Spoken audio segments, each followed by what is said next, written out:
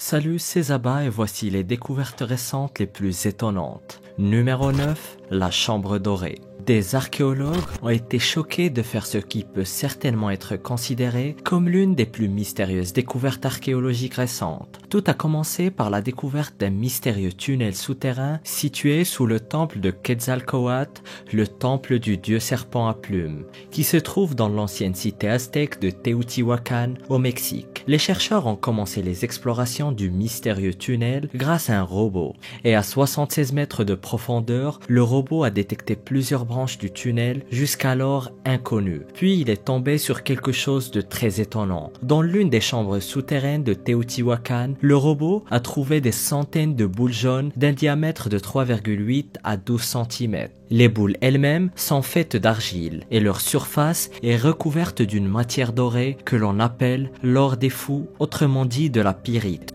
Leur apparence était très détériorée à cause de l'oxydation, mais si vous redonnez aux boules leur apparence de l'époque où elles ont été créées, elles ressembleront à de belles sphères lisses et brillantes qui semblent faites d'or. De plus, il s'est avéré que la surface de toute la chambre où se trouvaient ces boules était initialement recouverte de magnétite, de pyrite et d'hématite, ce qui lui donnait l'apparence d'une chambre d'or pur. Et si on imagine à quoi tout cela ressemblait à l'époque des civilisations anciennes, c'était certainement un spectacle à couper le souffle. Une chambre aux murs, au sol et au plafond doré et des centaines de boules d'or brillantes. La raison pour laquelle cette chambre était nécessaire reste encore un mystère complet. Les archéologues n'ont encore jamais rencontré une telle chose ailleurs à Teotihuacan ou dans la région. Bien sûr, comme toujours avec les Aztèques, la théorie principale est que la chambre servait à des sacrifices humains, mais rien n'est sûr pour l'instant. Numéro 8, la momie bleue. Des archéologues travaillant en Égypte ont découvert une petite collection de momies très inhabituelles. La découverte faite à peu près une quarantaine de kilomètres du Caire, dans la nécropole royale de Dachour, où les pharaons de la 4e, de la 7e et de la 8e dynastie ont été enterrés. Très exactement, 8 sarcophages de calcaire ont été sortis de la pyramide du roi Amenemhat II et datent de la basse époque entre 700 et 300 avant Jésus-Christ. Les momies sont très uniques et leur particularité est qu'elles étaient recouvertes d'une couche de ce qu'on appelle un cartonnage peint en forme humaine. Le cartonnage est un matériel utilisé dans le rite funéraire de l'Égypte ancienne pour recouvrir les momies. Mais les cartonnages ne sont pas vraiment réalistes et semblent leur donner une apparence très particulière, ressemblant selon certains à des extraterrestres. Le mystère est de savoir à qui appartiennent les momies qui se trouvent dans ces sarcophages, puisque là aussi subsiste un grand mystère. Les sépultures suggèrent que ces personnes étaient de hauts fonctionnaires, mais rien de plus. Mais le fait qu'ils aient été trouvés dans une pyramide semble troublant, puisqu'elles sont généralement réservées à la famille royale. Un mystère donc à résoudre. Numéro 7, Corprolite Maya. Une étude récente a révélé des faits surprenants, troublants, mais aussi dégoûtants sur la chute de la civilisation maya. La découverte qui a été faite par l'archéologue Benjamin Keenan implique des sédiments trouvés au fond du lac Isabel au Guatemala. En réalité, les sédiments en question sont des échantillons de corprolite, autrement dit des excréments fossilisés, en gros du caca maya. Et cette découverte, aussi rebutante qu'elle puisse paraître, a permis aux chercheurs d'identifier 4 périodes où la population maya a connu de grands changements démographiques. La découverte particulière prouve aussi la présence des populations mayas dans la cité de Itzan qui se trouve dans l'actuel Guatemala 650 années plus tôt que n'importe quelle preuve archéologique. Ils vivaient sûrement organisés par des petites communautés avant une explosion démographique qui a mené à la fondation de la cité. Et ces crottes ont vraiment été bavardes, puisqu'elles ont aussi prouvé que même après le déclin de la civilisation maya aux environs de l'an 1000 à peu près de notre ère, qu'il existait toujours des petits groupes mayas qui vivaient autour du lac avant de connaître le début d'une nouvelle explosion démographique à peu près vers 1600. Mais cette évolution a été stoppée net par l'invasion des des conquistadors espagnols. Cela voudrait dire que les Mayas n'avaient pas du tout disparu complètement. Ils étaient même sur la pente ascendante. En gros, ils étaient en train de faire une remontada, enfin jusqu'à ce que les conquistadors viennent les stopper net. Et si vous vous demandez comment une bouse antique a pu leur dire tant de choses, eh bien c'est grâce à des matières organiques, des thanols, qui se trouvent dans les matières fécales humaines et qui se détériorent extrêmement lentement et peuvent donc se cumuler dans les couches successives de sédiments au fond du lac. L'étude de la concentration de ces matières organiques dans les sédiments permet donc d'obtenir des données très précises sur la démographie. C'est ce que j'appelle un bon sujet de merde. Numéro 6, le saint prépuce. Et pour continuer sur notre lancée de sujets bien particuliers, nous allons évoquer l'un des plus bizarres et des plus mystérieux et même des plus troublants artefacts jamais découverts, appelé Sainte Vertu ou Saint Vœu, mais plus communément connu sous le nom de saint prépuce, c'est-à-dire le prépuce de Jésus-Christ. Oui, vous m'avez bien entendu. Et comme la majorité des reliques corporelles du Christ, sa détention a été revendiquée par plusieurs lieux de culte chrétiens. Durant le Moyen-Âge, une douzaine d'églises à travers l'Europe ont prétendu détenir la relique. Ça en fait des prépuces. La première trace d'une relique du Saint Prépuce est celle qui aurait été donnée au pape Léon III par Charlemagne lors de son couronnement le 25 décembre 800. Où au juste Charlemagne l'a-t-il trouvé? Personne ne le sait. Ce que l'on sait par contre, c'est qu'il était soigneusement gardé dans une pochette en cuir. Et le dernier prépuce en date, cette phrase est très bizarre, aurait été gardé précieusement à Calcutta en Italie jusqu'en 1983 quand il a été volé. Ouh, sacrilège. Bien sûr, cette relique est très hautement controversée. Tout d'abord parce qu'il n'y a aucune preuve historique que le prépuce de Jésus ait été gardé après sa circoncision.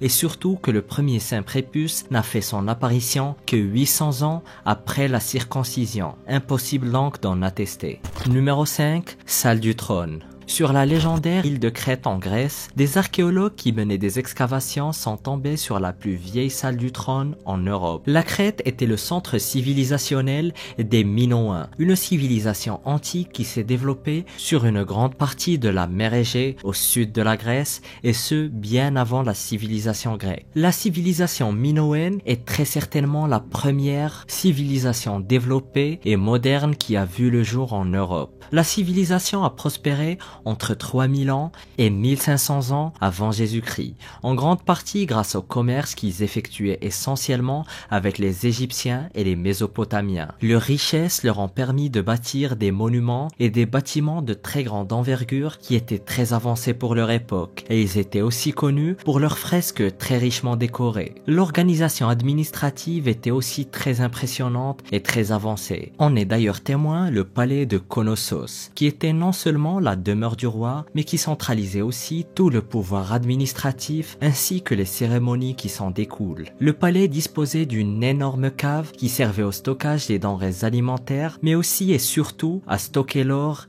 et les trésors du roi. Les fresques richement décorées sont d'ailleurs toujours visibles des millénaires plus tard au sein du palais. Mais le lieu le plus important est certainement la salle du trône, qui contient un trône sculpté dans du gypse, en plus d'une cuve en pierre qui servait sûrement aux cérémonies rituelles. Mais les chercheurs ne sont pas sûrs si le trône servait réellement au roi ou bien s'il accueillait la statue d'un dieu durant des cérémonies. Le reste du palais est tout aussi impressionnant, contenant 1300 chambres, ce qui donne une idée claire sur le faste de ce lieu. Le palais est resté le centre du pouvoir jusqu'à ce qu'il soit détruit soit par un tremblement de terre ou bien par des invasions mycéniennes après l'année 1400 avant notre ère. Numéro 4, trésor biblique.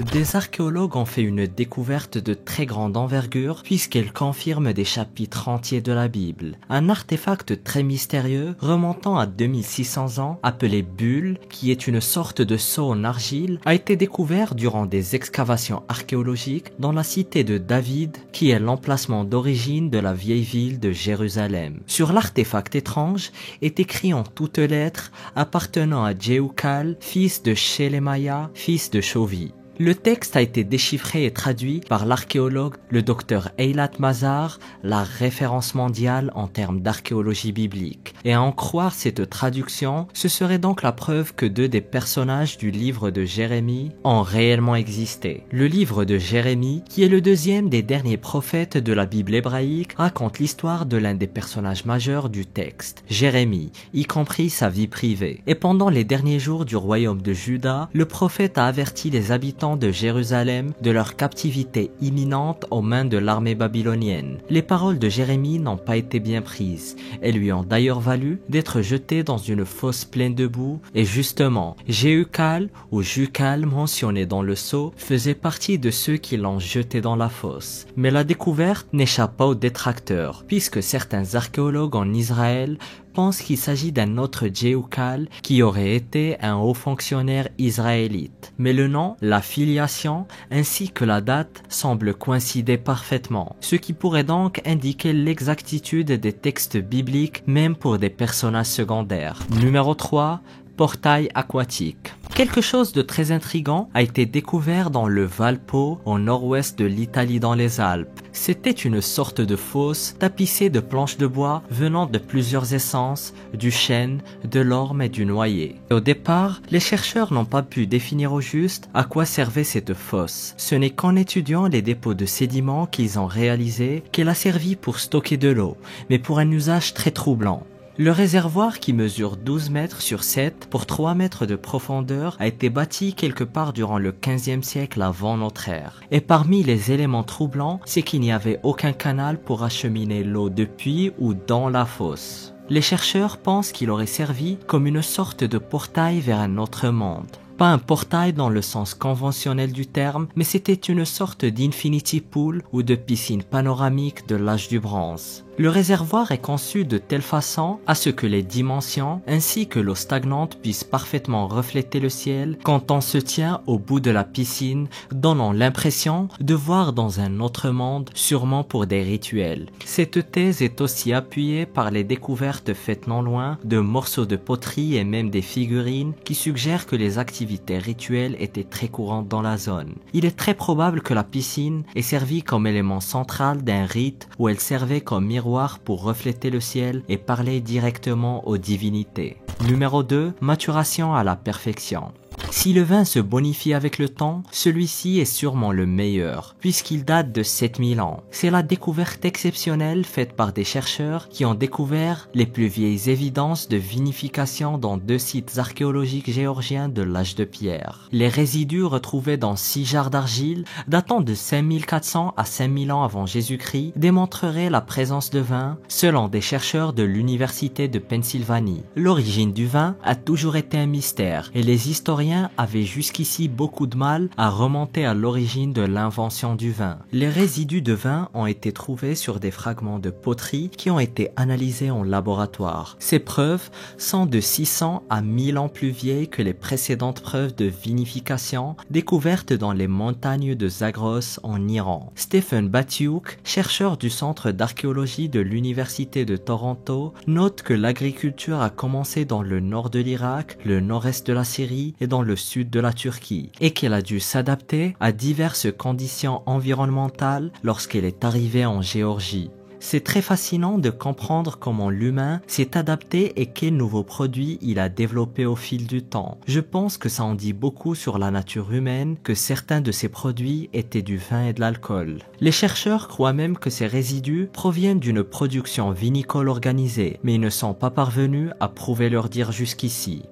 Mais avant de passer au numéro 1, je tenais à faire un petit clin d'œil et dire merci à Cathy d'être toujours présente, ainsi que remercier tous les abonnés et toutes les personnes qui supportent la chaîne puisqu'on vient de dépasser le cap des 10 000 abonnés et c'est grâce à vous. Numéro 1, une petite révolution. Une équipe d'archéologues allemands a récemment découvert dans une grotte un os de cerf géant, vieux de 51 000 ans, gravé de motifs géométriques. Il pourrait s'agir de la première et de la seule œuvre d'art connue attribuable à l'homme de Néandertal. La découverte faite dans une cavité connue sous le nom de grotte de la Licorne confirmerait que l'homme de Néandertal, disparu il y a 42 000 ans, était capable d'une activité symbolique. La découverte de cette première œuvre d'art remet donc en cause l'idée idée répandue selon laquelle Néandertal était une espèce très peu évoluée, contrairement à l'Homo sapiens. Cet élément pourrait même donc bouleverser notre histoire évolutive, puisque selon les experts, il aurait un sens caché. Pour les chercheurs, les 10 traits gravés dans cet os, dont 6 forment 5 chevrons, ne peuvent tout simplement pas être le fruit du hasard ou une trace de découpe, étant donné la précision avec laquelle ils ont été gravés. Des analyses ont également révélé que le travail de la gravure avait été réalisé sur un eau bouilli et avait dû prendre plus d'1 heure. Certains préhistoriens estiment que lorsque l'on place l'os sur sa base, avec les chevrons orientés vers le haut, on peut observer une figure. Nous sommes convaincus qu'il communique une idée, une histoire, quelque chose qui avait un sens pour un groupe, explique Dirk Leder, l'un des archéologues ayant participé à la fouille. La découverte de cette gravure pourrait changer le regard des archéologues sur notre lointains ancêtres. Avec les Néandertaliens, nous ne sommes pas au bout de nos surprises, estime Marilène Patou-Matis, préhistorienne au Muséum national d'histoire naturelle. Et ce qui a été découvert dans cette tombe chinoise confirme une légende millénaire qui a impressionné les scientifiques. Découvre-la en cliquant sur la vidéo.